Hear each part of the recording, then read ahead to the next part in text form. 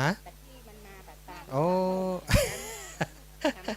รถคันที่17มาเพิ่มแหมเพิ่มได้เพิ่มว่าปันไปก่อนสาธุอ๋อได้กะประกาศตะกี้อยู่เต็มนี้นะฮัลโหลเอาอีแม่นี่แหมเนอะสาธุแม่อันนี้ถวายน้ำยาล้างจานถวายนี่กะถวายครูบาอีแม่ยิบไปไหนเลยเป็นอันบริวารเป็นบริวารตานวันนี้เนอะเอาละตอนนี้ตั้งในก็กำลังจัดกำลังเคลียร์ตั้งนอกกำลังนับปัจจัยเนอะได้ต่อใดวันนี้เดี๋ยวจะประกาศให้ทราบเนาะว่าปัจจัยที่พี่น้องเครือข่ายญาติธรรมคลื่นสีขาวของเฮามาร่วมบุญกันวันนี้ได้ต่อใดอันนี้ว่าจะได้อีแม่การน้ำกับไฟอันนี้ส่วนตัวเนาะส่วนตัวเก็บเลยนะก็เดี๋ยวมันจะไปรวมกับเพื่อนนะสาธุอันนี้อย่างอีแม่ถวายของอาจารย์ของอาตมาอันนี้เหรออีแม่ล่ะอันนี้เหรออีแม่รวมบุญอย่างถวายกันน้ำกับไฟนี่กะสาธุอันก็เก็บไว้อันนี้หอมเตียนอันใดเป็นอันนั้นศรัทธาญาติโยมวัดเหล่ามนทาร่วมหอมเตียนเนาะถวายเตียนในวันนี้นะเปิดนำมาเป็นซองหลายซองสาธุฮะได้กะเอามาเพ่อีแม่เดี๋ยวเขาจะนับเพื่อก่อนเอามาเพ่เดี๋ยวอาจารย์เปิ้นจะนับเรียบร้อยเปิ้นก็เอารวบอันนี้เก่าซองเนาะนางสุชาดานางสาวกรณิกาจารุพรบันสายมูลเก่าซองถวายเก่าวัดเนอะนี่แหมเก่าซองแม่บุญยรัตน์สมจะเนาะบันสายมูลถวายความเคารพทูลท่านจัง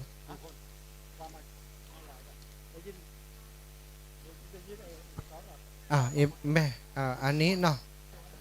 ลดกันที่สาธุอีแม่อันนี้ส่วนตัวนี้ยักไว้เลยสาธุลดคันที่22บ้านองครักษ์กันแม่จอมตองเชียงใหม่เนาะลดคันที่22เนอะอีปอนนับคือกรรมเนอะอีแม่นับคือกรรม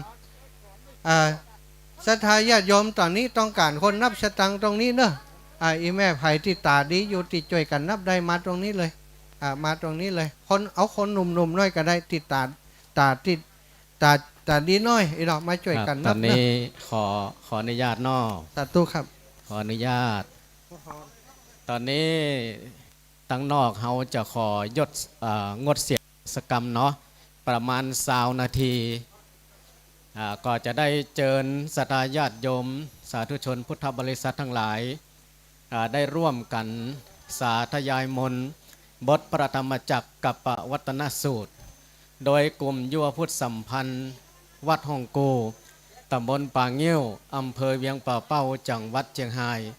ซึ่งวันนี้ก็จะได้เป็นตัวแทนของพระนักจัดรายการ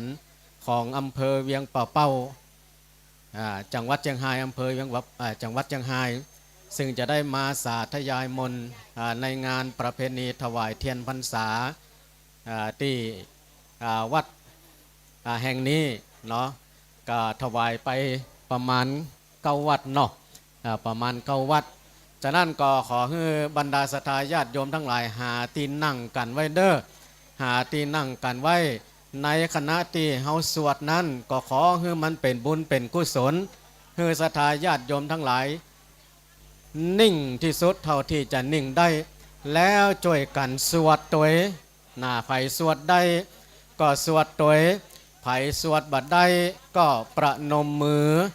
เนาะไผสวดบัดได้ก็ประนมมือเดี๋ยวเราจะได้เริ่มเตี้ยงเกิงเราจะได้เริ่มหลังจากที่เราออนสวดจดแล้วเราก็จะได้ทำกิจกรรมต่อไปเนาะฉะนั้นก็ขอเชิญศรัทธาญาติโยมหาที่นั่งที่หยังให้เรียบร้อยอยู่ต้นไม้ต้นตอกสงบกายวาจาใจวันนี้อาตมาภาพ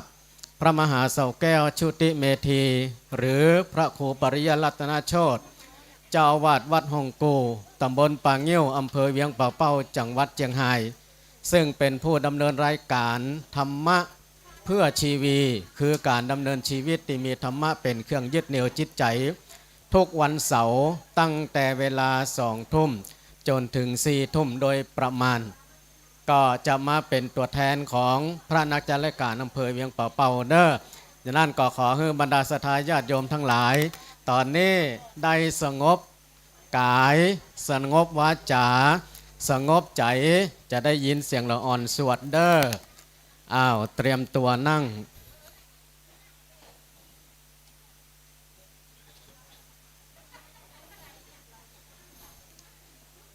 อ้าวหันหน้าไปทางพระประธานคือพระพุทธรูปก่อนกราบ3 ครั้ง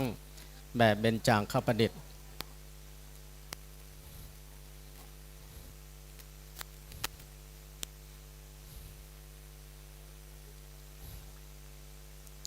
หันหน้าไปทางพระสงฆ์ที่นั่งบนแต่นกราบ3 ครั้ง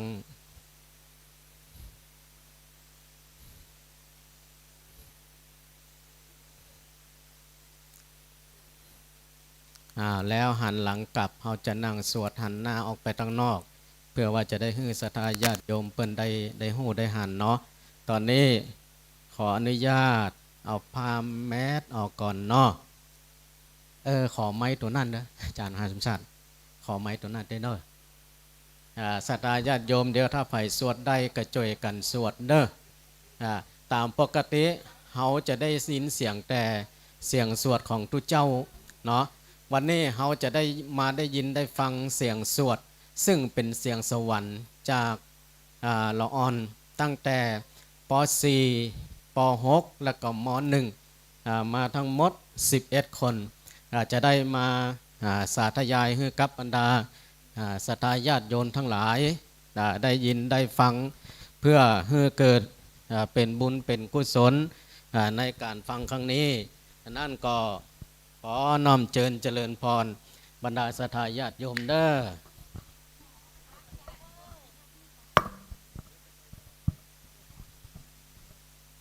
นะโมตั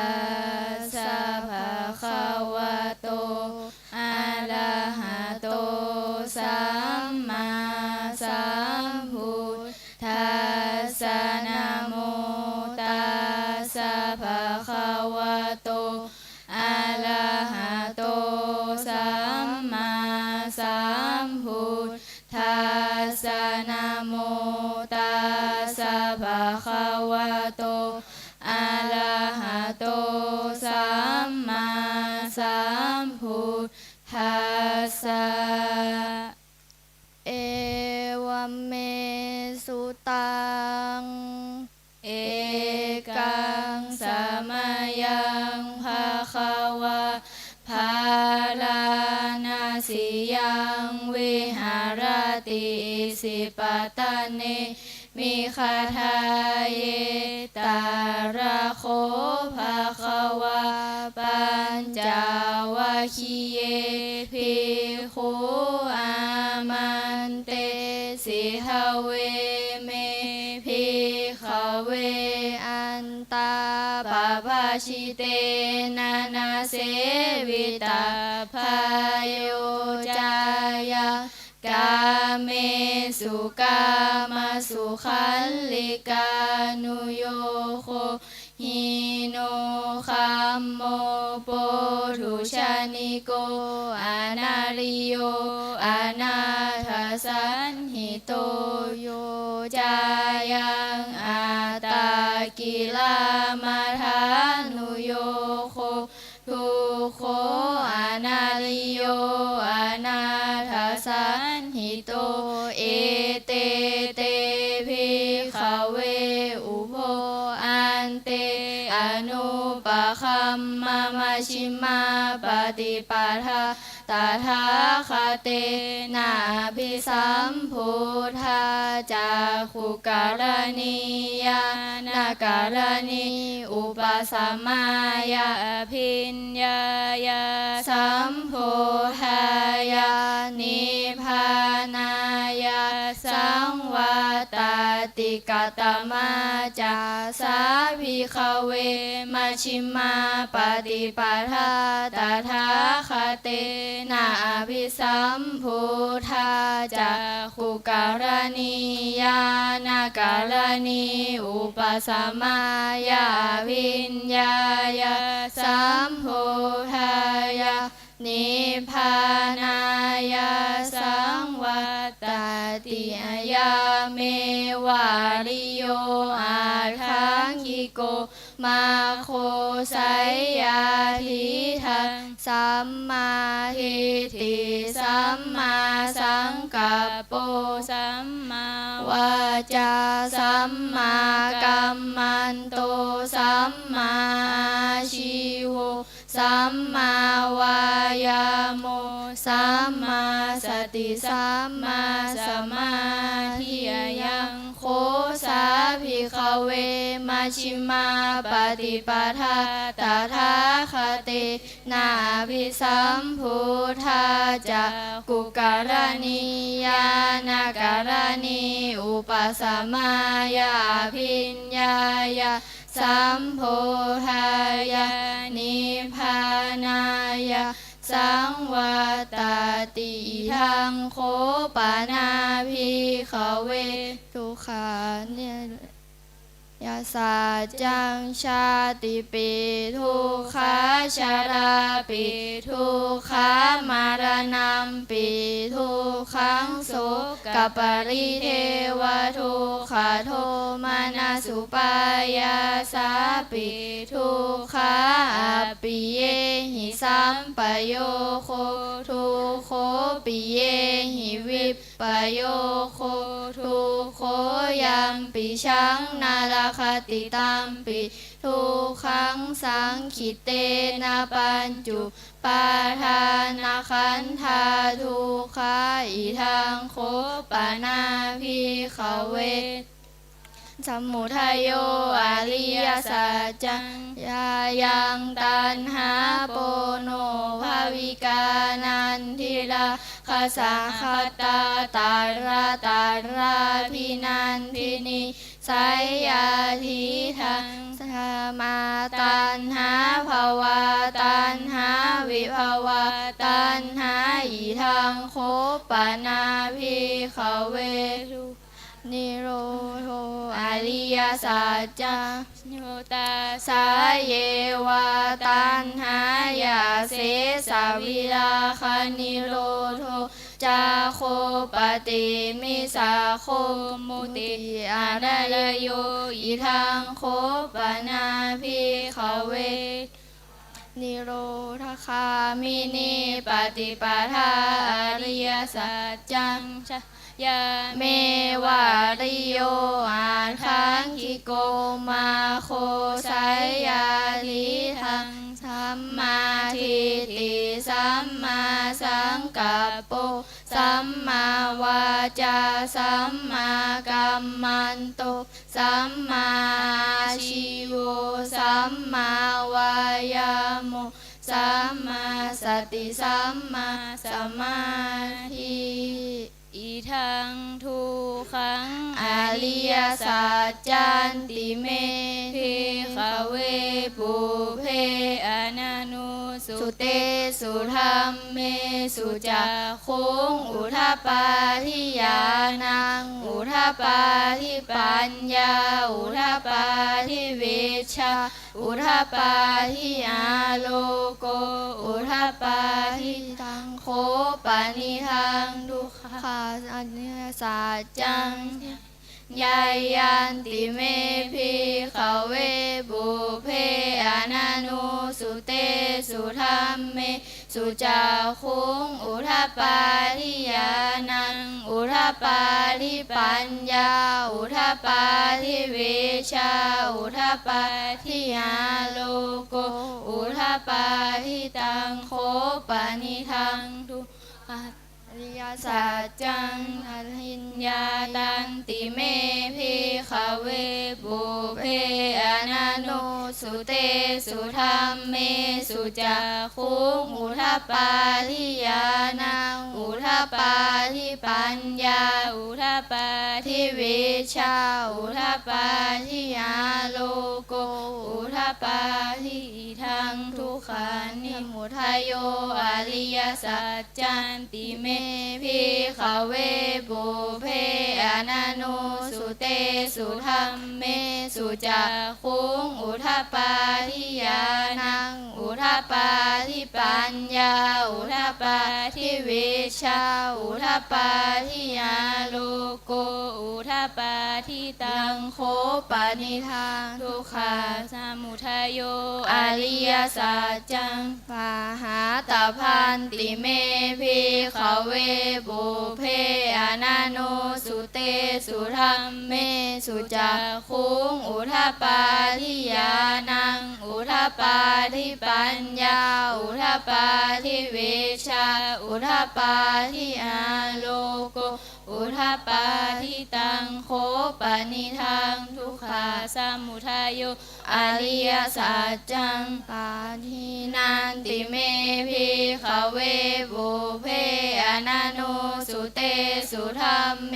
สุจักขุงอุทปปาทิญาณังอุทปปาทิปัญญาอุทปปาทิวิชชาอุทปปาทิอาโลโกอุทปปาทิทังทุกขานิโรธโอริยสัจจันติเมภิกขเวปุเพ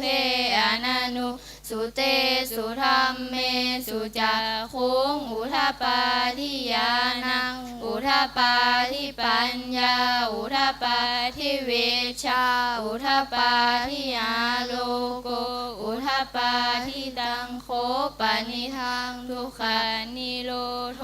อริยสัจจังจาธิกาตพันติเมภิกขเวปุเพอนันโนสุเตสุธัมเมสุจักขุงอุทปปาทิญาณังอุทปปาทิปัญญาอุทปปาทิวิชชาอุทปปาทิอาโลโก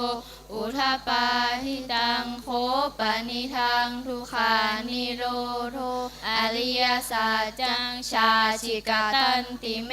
ภิกขเวปุเพอนันโนสุเตสุธัมเมสุจักขุงอุทปปาทิญาณังอุทปปาทิปัญญาอุทปปาทิวิชชาอุทปปาทิอาโลโกอุทปปาทิทังทุกขานิโรธคามินีปฏิปทาอริยสัจจันติเมภิกขเวปุเพอนันโนสุเตสุธัมเมสุจักขุงอุทปปาทิญาณังอุทปปาทิปัญญาอุทปปาทิวิชชาอุทปปาทิอาโลโกอุทปปาทิตังโคปนิทังทุกขานิโรธคามินิปฏิปทาอริยสัจจันติตพันติเมภิกขเวปุเพอนันโนสุเตสุธัมเมสุจักขุงอุทปปาทิญาณังอุทปปาทิปัญญาอุทปปาทิวิชชาอุทปปาทิอาโลโกอุทปปาทิตังโคปนิทังทุกขานิโรธคามินิปฏิปทาอริยสัจจังภาวิตันติเมภิกขเวปุเพอนันโนสุเตสุธัมเมสุจักขุงอุทปปาทิญาณังอุทปปาทิปัญญาอุทปปาทิวิชชาอุทปปาทิอาโลโกอุทปปาทิยาวกีวันจะเมภิกขเวอิเมสุจตุสุอริยสัจเจสุเทวาติปฏิวัตตังทวาทสาการังยาถาภูตังญาณาหัสนังนาสุวิสุทังอโหสิเนวาตาวาหังภิกขเวสเทวเกโลเกสัมมาระเกสัพพมเกส สาสมณพราหมณียาปชายาสเทวมนุษย์สายานุตรังสัมมาสัมโพธิงอวิสัมพุทโธปัจจัญญาสิงญาณังจะโคเมพิขเวอิเมสุจตุสุอริยสัจเจสุเอวันติปาริวัตตังทวาทสาการังยาทาภูตังญาณาทัสนังสุวิสุทังอโหสิยถาหังพิขเวสเทวเกโลเกสัมมาระเกสัพพมมเกสาสมณพราหมณียาปชายาสเทวมนุษย์สายานุตรังสัมมาสัมโพธิงอภิสัมพุทโธปัจจัญญาสิงญาณจัปนาเมทัสนังอุทปาทิยกุปาเมวิมุตติยามาติมาชาตินาติธานิปุนาภโวติอิธามโวจะภควาอัตตามานาปัญจวัคคียาภิกขุภควโตภาสิทาภินันทุงอิมาสมิงจะปานวัยยาปาลนาสมิพัญญามาเนอายาสมตุโกนทัญญาสาวิราชังวิตามารังธรรมจักคุงอุทปาทิยังกินจิสมุทัยธรรมังสัพพันตังนิโรธาธรรมันติปวัติเตจะภควตเกภูมิมาเทวาสัทธมนุสาเวสุเอตัมภควตาภารานาสิยังอิสิปตาเนมิคทาเยอนุตตรังธรรมจักกังปวัติตังอปาติวัติยังสมเนนวะพระมเนนวะเทเวนวะมาเรนวะภามุนาวะเกนะจิวะโลกัสมินติภูมิมานังเทวานังสัทธังสุตวาจาตุมมหาราชิกาเทวาสัทธมนุสาเวสุจาตุมมหาราชิกานังเทวานังสัทธังสุตวาวติงสาเทวาสัทธมนุสาเวสุตาวติงสานังเทวานังสัทธังสุตวายามาเทวาสัทธมนุสาเวสุยามานังเทวานังสัทธังสุตวาตุสิตาเทวาสัทธมนุสาเวสุตุสิตานังเทวานังสัทธังสุตวามานา ารติเนวาสัทธมนุสาเวสุนิมมานารตินังเทวานาสัทธังสุตวาปราลานิมมิตวาสวัตติเทวาสัทธมนุสาเวสุปราลานิมมิตวาสวัตตินังเทวานังสัทธังสุตวาพรามกายิกาเทวาสัทธมนุสาเวสุเอตัมภควตาภาลานาสิยังอิสิปตะเนมิคทาเยอนุตตรังธรรมจักกังปวัตติยังอาปาติวัตติยังสมเนนวะพรามเนนวะเทเวนวะมาเรนวะพรามุนาวะเกนะจิวะโลกัสมิติอิติหะเตนะคะเนนะเตนะมุหุเตนะยาวะพรัมมโลกาสัทธุอภูคชียยัญจะ ทัสสะสหัสสีโลกธาตุสังกัมปิสัมปะกัมปิสัมปะเวทิอัปปามาโนจะโอลาโลโอภาโสโลเกปาตุละโหเสียติกัมเมวะเทวานุภาวังเทอัทโคภะคะวาอุทานังอุทาเนสิอัญญาสิวตโพโกนทัญโยอัญญาสิวตโพโกนทัญโยติติทังอายสมะโตโกนทัญญาสะอัญญาโกนทัญโยตะเววนามังอาโหสิติปานาสัตว์ไม่ฆ่าทินนาไม่ละของกาเมไม่หมายพองคนละของใครๆมุสาไม่พูดบทไม่โกหกและเหลวไหลสุราและเมลัยไม่ดื่มเหล้าเมาเปเอ่ยพนันกัญชาสุราบุหรี่ยาบ้ายาอีเป็นผีกินคนทำให้ยากจนเป็นคนเหลวไหลทรัพย์สินเสียหายร่างกายเป็นภัยถ้าเลิกไม่ได้ต้องตายแน่เอ่ยถ้าเลิกเสียได้สบายใจเอ่ยคนจะงามน้ำใจใช่ใบหน้าคนจะสวยจัญญาใช่ตาหวานคนจะแก่ความรู้ใช่อยู่นาน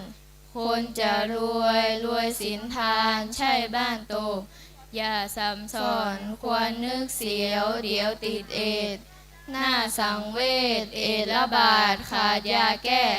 ติดเข้าแล้วก็ต้องตายไวดวงแดดคิดให้แน่เดี๋ยวจะแย่แก้ไม่ทันถ้ามันเรียนอะไรก็ต้องรู้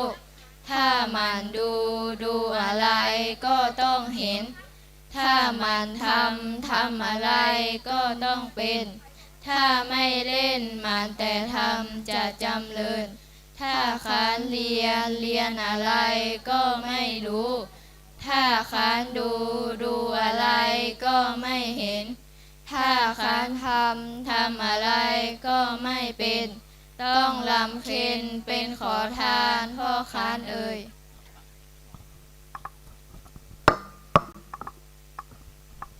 บรรดาศรัทธาญาติโยมทั้งหลายสาธุพร้อมกัน3 ครั้งเด้อสาธุสาธุสาธุกลับหลังหันกราบพระประธาน3 ครั้งหันหน้าไปทางพระประธานพระพุทธรูปพระพุทธรูปกราบลง3 ครั้งสร้างบุญอยู่ที่ใจพาเราไปในทุกที่ทรัพย์อื่นถึงเรามีทิ้งทันทีเมื่อเราตายทรัพย์อื่นต้องรักษากลัวเขามาลักเอาไปมีมากเป็นทุกข์ใจกลัวคนร้ายมาแย่งชิงบรรดาญาติโยมทั้งหลายก็ได้สดับรับฟังการสาธยายมนต์บทพระธรรมจักรกัปปวัตนสูตรจากกลุ่มยุวพุทธสัมพันธ์วัดหลวงกู่โจบไปแล้วเด้อต่อไปก็ตัวแทนของนัก1 คนมารับเอารางวัลศิลป์ล้ำใจจากหลวงพ่อใครก็ได้แถวหน้ามาเลยพร้อมกับเหรียญเนาะตะกี้เหรียญเนาะ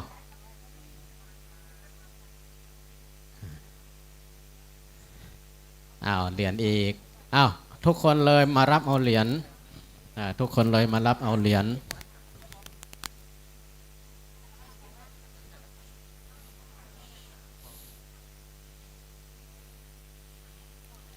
บรรดาญาติโยมทั้งหลายไผ่ที่จะมอบรางวัลศิลป์น้ำใจเพื่อเป็นทุนการศึกษาให้กับเราอ่อนเด้อกำเดียวเราอ่อนจะเดินสายเด้อบอกว่าถ้าสู่ใครได้ทุนการศึกษาเดี๋ยวปออุ้ยเมอุ้ยใจดีเดี๋ยวเปิ้นจะจกเตรียมจกสตังกันเด้อ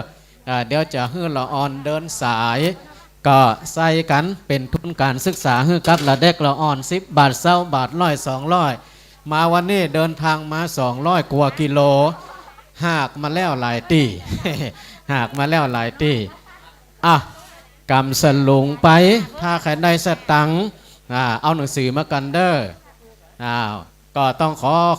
กราบขอบพระคุณครูบาอาจารย์พระเถรานุเถระเจ้าคณะพระสังฆาธิการที่ได้โอกาสให้กับละอ่อนได้มาแสดงออก